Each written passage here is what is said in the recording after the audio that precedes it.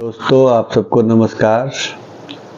आज मैं आप लोग से एक दूसरे टॉपिक पे अपने मन की बात करना चाहता हूँ।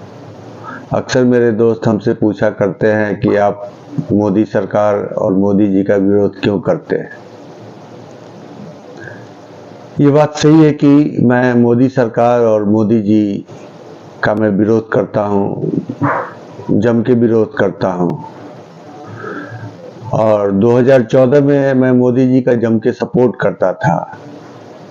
मैक्सिमम जो मैं कर सकता था, जिस हद तक आज मैं विरोध करता हूँ उससे ज़्यादा हद तक मैं इनका सपोर्ट करता था। और मेरे को लगता था कि अगर देश का प्रधानमंत्री सच में असली गरीब का बेटा बनता है तो आम जन का बहुत फायदा होगा, राहत मिलेगा। क्योंकि मैं पहले भी अक्सर बोला करता हूं कि राहुल गांधी गरीब के बेटे नहीं है। उन्होंने गरीबी को बाहर से देखा है, जिया नहीं है। लेकिन जो हमारे प्रधानमंत्री मोदी जी हैं, उन्होंने गरीबी को जिया है, उसका अनुभव किया है वर्षों तक। तो लगता था कि ऐसा आदमी जब प्रधानमंत्री बनेगा हमारे देश का, तो आम जन के लिए वो पॉलिसी बनाएंगे, नीतियां बनाएंगे, लोगों का कल्याण होगा। लेकिन जब मोदी जी प्रधानमंत्री बनते हैं तो सबसे बड़ा शिकायत है कि जब उतने बड़े पद पे, हमारे समाज में पद का भी बहुत इज्जत है, वैल्यू है, संवैधानिक पद है, और कोई पद पे ना भी हो तो जिस एज में मोदी जी हैं, बुजुर्ग का बहुत सम्मान है। तो दोनों ही एंगल से मोदी जी बहुत सम्मानीय हैं।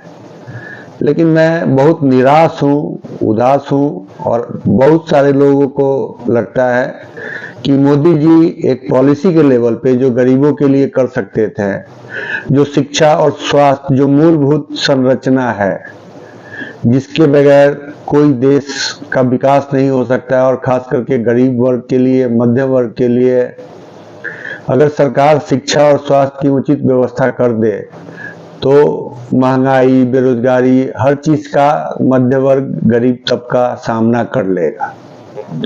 इन दो मोर्चों पे ये सरकार जबरदस्त रूप से असफल रही है। बल्कि हकीकत ये है कि इन दो मोर्चे पे सरकार का ध्यान बिल्कुल नहीं है। हाँ, कहने को तो बहुत सारे एम्स का मोदी जी ने उद्घाटन किया, कुछ एम्स आधा अधूरा बन के भी तैयार है। लेकिन हकीकत ये है कि मोदी जी में इतना क्षमता है कि वो 2 साल में सेंट्रल विस्टा प्रोजेक्ट में नया संसद भवन हजारों करोड़ रुपया का बना देते हैं, और ऐसा बनाते हैं जो देखने लायक है। दुनिया भी देख के कहती है कि वाह, कोई चीज बना है। लेकिन उन संसद भवन से आम आदमी को कुछ भी हासिल नहीं होने वाला है। वही मोदी जी जब एम्स का नाम लेते हैं, एम्स की घोषणा होती है, तो मैं आपको बता सकता हूं कि जो दिल्ली का एम्स है, इस स्तर का मेरे नॉलेज में तो शायद कोई एम्स तैयार नहीं हुआ है, या कोई एम्स इस ढंग से बन के तैयार नहीं हुआ कि जिसमें सारी सुविधाएं और ढंग से हो। कहने को एम्स नाम है उसका, लेकिन एम्स जिस क्वालिटी के लिए जाना जाता है, जिस तरह के इलाज के लिए जाना जाता है, वो एम्स एक भी मोदी जी नहीं बना पाए। हिंदुस्तान में 10 साल में मोदी जी एक भी स्कूल, एक भी विश्वविद्यालय, एक भी टेक्निकल इंस्टीट्यूशन, कुछ भी IIT, MIT, कुछ भी ऐसा नहीं बना पाए जिसको आप बोलो कि वर्ल्ड तो बड़ी बात हो गई, एशिया का भी वो नंबर 1 हुआ। और एशिया की छोड़ो, इंडिया का भी नंबर 1 इंस्टीट्यूशन कोई इंडिया में ही मोदी जी नहीं बना पाए जो इनके 10 वर्षों में बना हो, और उसको हम और आप दावे के साथ बोल सके कि ये स्कूल, ये विश्वविद्यालय, ये चीज नंबर, हॉस्पिटल नंबर 1 बन सका, संसद भवन नंबर 1 बना, मोदी जी का 8000 करोड़ का हवाई जहाज नंबर 1 है। मोदी जी जो अपने सुरक्षा पे खर्च करते हैं वो मैक्सिमम खर्च करते हैं। अपने 9 साल के कार्यकाल में करीब 3-4 बार मिनिमम उन्होंने अपनी गाड़ियों का काफिला चेंज कर लिया। स्वदेशी की बात करते हैं, जब मोदी जी प्रधानमंत्री बन के आए थे तो शायद उनके काफिले में स्कॉर्पियो का इस्तेमाल होता था, देश की गाड़ियां थी। लेकिन आते के साथ उनको विदेश की गाड़ियों का इतना शौक है कि अपने काफिले में वो विदेशी गाड़ियां रखते हैं। उन चीजों से मेरे को कोई इतराज नहीं होता कि कुछ भी खर्चा कर ले, लेकिन एक देश भी एक परिवार की तरह है। उसके शीर्ष पे मोदी जी हैं। जैसे एक परिवार का गार्जियन जो होता है, ज्यादातर उसके जो बुजुर्ग होते हैं, बाबा होते हैं या पिताजी होते हैं, और बाबा तो राष्ट्रपति के भूमिका में होते हैं, पिताजी जो होते हैं वही गार्जियन और प्रधानमंत्री की भूमिका में होते हैं। तो जो हमारे प्रधानमंत्री हैं वो मेरे पिता की तरह है, वो पिता की भूमिका में है। ये देश पूरा परिवार है अगर, और प्रधानमंत्री जी तो अब परिवार की बात करने लगे हैं, बोलने लगे हैं कि ये मेरे परिवार के लोगों या परिवारवासियों, जो भी वो बोलते हैं, लेकिन वो समझते नहीं है। जब मेरे पिता अपने ऊपर तो करोड़ों रुपया खर्च करें, लेकिन अपने बच्चों पे कुछ खर्च नहीं करें, उनके विकास के लिए कोई पॉलिसी नहीं बनाए, तो ये बहुत दुखद है। अब मैं सीधे आता हूं उस पॉइंट पे कि अगर आज देश को परेशानी है तो 3 लोगों से, अंबानी अडानी से, मीडिया से और मोदी सरकार से। मैं मानता हूं कि आज के डेट में ये 3 जो हैं, ये गरीब विरोधी हैं, आमजन विरोधी हैं और मध्यम वर्गीय विरोधी हैं। जो उच्च वर्ग है, जो बहुत पैसे वाला है, ये तीनों उनके साथ खड़े हैं और मीडिया का मालिक अंबानी और अडानी बन गए हैं। तो कुल मिला के जो गठजोड़ है, अंबानी, अडानी और मोदी सरकार और मोदी जी का ये गठजोड़ है। उस गठजोड़ में मीडिया को शामिल कर लिया गया, कुछ को खरीद के, कुछ के साथ बेहतर संबंध बना के पैसे के साथ। जैसे जी न्यूज है, उसके भी मालिक जो है वो मोदी जी के सपोर्टर हैं, सपोर्टर नहीं बल्कि बीजेपी के पार्टी के हैं। वो रजत शर्मा का है, वो लोग भी खुलेआम। तो मीडिया, मोदी और कॉरपोरेट, ये तीनों का गठजोड़ जो है आम जन के पास सही जानकारी आने नहीं दे रहा है। अगर सही जानकारी आता तो ये लोग देश पे कितना कर्ज बढ़ गया पिछले 9 साल में, उसका जिक्र करते हैं। आम जन का आमदनी किस अनुपात में घट गया, उसका जिक्र करते हैं। मोदी जी ने जो पॉलिसी किस तरीके से बनाया जिसका फायदा अंबानी अडानी को हुआ, मीडिया कैसे बिक गया, उस पर बात करते हैं। और सबसे ज्यादा अगर मीडिया का जो सही चरित्र रहता, अगर उस पर कॉर्पोरेट उसका मालिक नहीं बना होता, तो मीडिया शिक्षा की बात करता, स्वास्थ्य की बात करता, रोजगार की बात करता और सरकार का पोल खोलता। जो लोकतंत्र का चौथा स्तंभ मीडिया जिसको बोला गया है। और तीसरा एम एक है, कहना नहीं चाहिए लेकिन मैं हल्के अंदाज में बोलता हूं, क्षमा के साथ बोलता हूं, कि कुछ मूर्ख जनता या मूर्ख भक्त जो है वो उस मीडिया को आज भी नहीं समझ पा रहे हैं। जो मीडिया दिखाता है उसको वो सच मानते हैं। तो अभी जो असली लड़ाई है वो अर्थव्यवस्था पे कब्जे की लड़ाई है। जैसे एक टाइम में ईस्ट इंडिया कंपनी अंग्रेजों के साथ मिलके देश को गुलाम बनाया, तो उस टाइम में जो देश गुलाम बना वो आर्थिक गुलामी से लेके राजनीतिक गुलामी, सामाजिक गुलामी, हर तरह का था। लेकिन अभी पहले स्टेज में हम लोग आर्थिक गुलामी की तरह जा रहे हैं, क्योंकि सारा अर्थव्यवस्था पे मोदी जी के सहयोग से अंबानी और अडानी का कब्जा, चाहे पोर्ट हो, एयरपोर्ट हो, यहां तक कि किसान बिल भी जो आया था उस पे कॉर्पोरेट को खेती देने की बात थी। तो जितना भी अर्थव्यवस्था है उस पे उनका कब्जा हो जाए। रिटेल सेक्टर से लेके, मैन्युफैक्चरिंग से लेके, सप्लाई लाइन पे कॉर्पोरेट का कब्जा हो। एक ही व्यक्ति मैन्युफैक्चरर भी बनेगा और रिटेलर भी बनेगा, सब चीज वही करेगा। तो गरीब और मध्यम वर्ग, खास करके मध्यम वर्ग जो अपना स्वरोजगार शुरू करता था रिटेल सेक्टर में, उसका तो भविष्य मेरे को कुछ भी नहीं दिखाई देता है। और मैं भी एक व्यवसायी हूं, रिटेल सेक्टर का मेरा कारोबार है। और मैं अपोजिशन से भी मैं बोलूंगा, जो कि अंधों में काना राजा है। मैं मानता हूं कांग्रेस पार्टी जो है वो अंधों में काना राजा है। और राहुल गांधी का एक बात मेरे को उम्मीद दिखाता है कि वो बोलते हैं कि वो किसी के विरोधी नहीं है, लेकिन वो चाहते हैं कि एमएसएमई सेक्टर का विकास हो। तो एमएसएमई सेक्टर और रिटेल सेक्टर का राहुल गांधी जिक्र नहीं करते हैं। मैं उनका भी ध्यान दिलाना चाहता हूं कि रिटेल और एमएसएमई सेक्टर को जो सरकार बढ़ावा देगी वो आम जन की बात करेगी। तो जरूरी है कि हम और आप अपने हक के लिए जागें और समझें।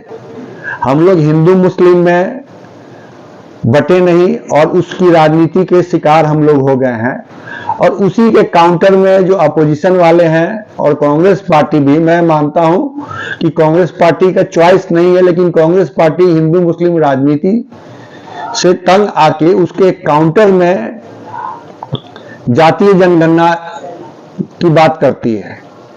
जातीय जनगणना होना चाहिए, सामाजिक स्तर से उनका विकास होना चाहिए, लेकिन जातीय जनगणना और बाकी चीजों का इसलिए महत्व नहीं है, और उसका एक ही जड़ी बूटी है कि अगर सबको आप अपॉर्चुनिटी दो, शिक्षा का, स्वास्थ्य का, इंफ्रास्ट्रक्चर ऐसा आप बनाओ कि जो आदमी पढ़ना चाहे उसको अच्छा स्कूल मिले, अच्छा कॉलेज मिले और एडमिशन मिले, तो फिर आरक्षण और रिजर्वेशन की बात आएगी नहीं। इलाज में भी वही है कि हर बीमार को, चाहे वो किसी जाति धर्म का हो, उसको इलाज मिले। और जातीय विद्वेष जो है या धार्मिक विद्वेष जो है, ये सामाजिक बुराई है। तो इसके लिए जन जागरण हो।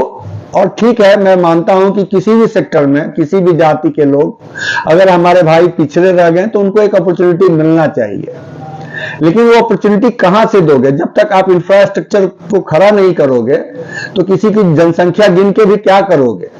कोई भी जाति के लोग हो, कोई भी धर्म के लोग हैं, अगर पिछड़े हैं तो हिंदुस्तानी है। तो आपका टारगेट ये होना चाहिए कि कोई भी हिंदुस्तानी पिछड़ा ना रहे, किसी भी जाति धर्म के पिछड़े ना रहे। तो इंफ्रास्ट्रक्चर, जो आधारभूत इंफ्रास्ट्रक्चर है, स्कूल, शिक्षा, स्वास्थ्य, ये आप दे और किसी भी पार्टी की सरकार बने। और मैं जम के बोलता हूं कि 10 साल मिल जाएंगे इनकी, जब अगले बार हम लोग वोट डालने जाएंगे तो इस पे मोदी जी पूरी तरह से असफल रहे हैं। और कॉरपोरेट और मोदी जी और मीडिया का एक गठजोड़ है। इस गठजोड़ को हमारे जैसे लोग, आपके जैसे लोग एक दूसरे से अपनी बातों को शेयर करके तोड़ेंगे। और ये खुद की लड़ाई है, कौन जीतेगा कौन हारेगा नहीं। इस बार के चुनाव में आम जनता या तो जीतेगी या मोदी और अंबानी अडानी की जीत होगी। मोदी और कॉरपोरेट का जो नेक्सस है उसकी जीत होगी। तो हमको और आपको सोचना है। आप भूल जाइए कांग्रेस पार्टी को, अखिलेश को, मायावती को, लालू यादव को, सबको भूल जाइए। कोई दूध के धुले नहीं है, सब में 36 कमियां हैं। और आप 36 बताओगे तो मेरे को मालूम है कि मैं उसमें 4 कमी और ऐड कर के बता सकता हूं, लेकिन एटलीस्ट ये हर हाल में तुलना करके आप देखेंगे तो ये देश को किसी के साथ गठजोड़ करके बेचे नहीं। इन्होंने बेईमानी करके खुद के लिए कुछ पैसा बनाना चाहा, लेकिन मोदी सरकार की जो पॉलिसी है वो देश के पूरे आधारभूत संरचना से लेके रोड, सड़क, एयरपोर्ट, रेलवे सब बेच रहे हैं। और उस पे जो कॉर्पोरेट है उसका कब्जा हो रहा है। तो हमको और आपको अपने भविष्य के लिए सचेत होना है, अपने रोजगार के लिए सचेत होना है। और कोई भी हो, पहला टारगेट ये होना चाहिए कि जो मेरे साथ धोखा करेगा, जो झूठा वादा खिलाफी करेगा, उसको तो पहले हम गद्दी से उतार फेंकेंगे। और आप याद कीजिए, कुछ नहीं, मेरी बात मत सुनिए, जाइए 2014 में मोदी जी का भाषण सुनिए। काला धन का बात करते थे, महंगाई की बात करते थे, बेरोजगारी की बात करते थे, स्विस बैंक से पैसा लाने की बात करते थे, सोनिया के पास करोड़ों अरबों का संपत्ति है उसकी बात करते थे, राहुल के पास है ना। और आज तक किसी मुद्दे पे कोई कार्रवाई नहीं हुई। और ये उसका काला धन का नाम लेने के लिए तैयार नहीं है, महंगाई का नाम लेने के लिए तैयार नहीं है, बेरोजगारी का नाम लेने के लिए तैयार नहीं है। तो जो आदमी, जो प्रधानमंत्री अपना वादा नहीं निभाया, तो पहला टारगेट तो मेरा वो है कि मोदी जी आपने अपना वादा नहीं निभाया और एक डायरेक्शन भी नहीं दिख रहा। एक होता है कि आपने जो वादा किया उस डायरेक्शन में आप जा रहे हैं, आपका डायरेक्शन ही गलत है। आप बिल्कुल उस डायरेक्शन में जा रहे हैं जिससे अमीर बहुत अमीर होता जा रहा है, गरीब गरीब होता जा रहा है, और मध्यम वर्ग की तो आपको कोई ख्याल ही नहीं है। कुछ लोगों को तो 10 किलो अनाज दे रहे हैं, लेकिन मिडिल क्लास के लिए आपने कुछ नहीं दिया। उसका रोजगार छीन रहे हैं, उसको बेरोजगार कर रहे हैं। और पहली बार हिंदू हृदय सम्राट हैं आप, कफन से लेके दूध पे, आटा पे, चावल पे, सब पे टैक्स लाद दिया आपने, जीएसटी सब पे लग गया। तो और दूसरा, 10 साल मोदी जी आप हो गए और आप भी मानते होंगे या मोदी समर्थक भी मानते होंगे कि कोई नया आए, 10 साल आपको मौका मिला, आपसे आग्रह है, आप ही के पार्टी में नितिन गडकरी हैं, उनको आप आगे लाइए। उन्होंने इंफ्रास्ट्रक्चर की बात करते हैं तो उस पर उन्होंने ही काम किया है, तो आप दूसरे को मौका दीजिए ना। 75 आप होने वाले हैं, 2 साल बाकी रहेगा 24 के बाद, तो आपकी पार्टी में भी बहुत सारे काबिल लोग हैं, यंग हैं, उनको मौका दीजिए, फिर लोग सोच बदलेंगे। लेकिन आप हर वादे पे खरे, किसी भी वादे पे खरे नहीं उतरे हैं।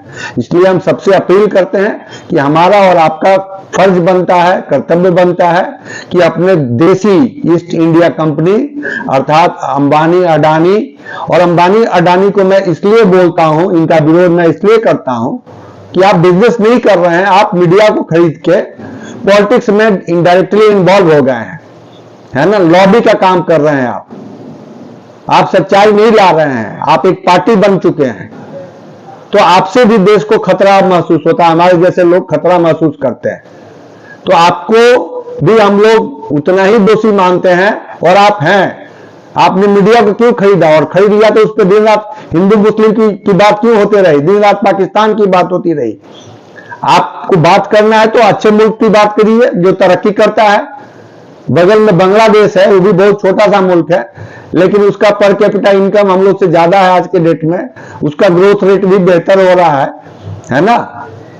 आप चाइना से क्यों नहीं तुलना करते हैं? तो आप मीडिया को गाइड भी नहीं करते हैं, खुला छूट दे दिया आपने, तो आप इस देश का सत्यानाश करा रहे हैं। और ये मैं अंबानी और अडानी के लिए बोल रहा हूं।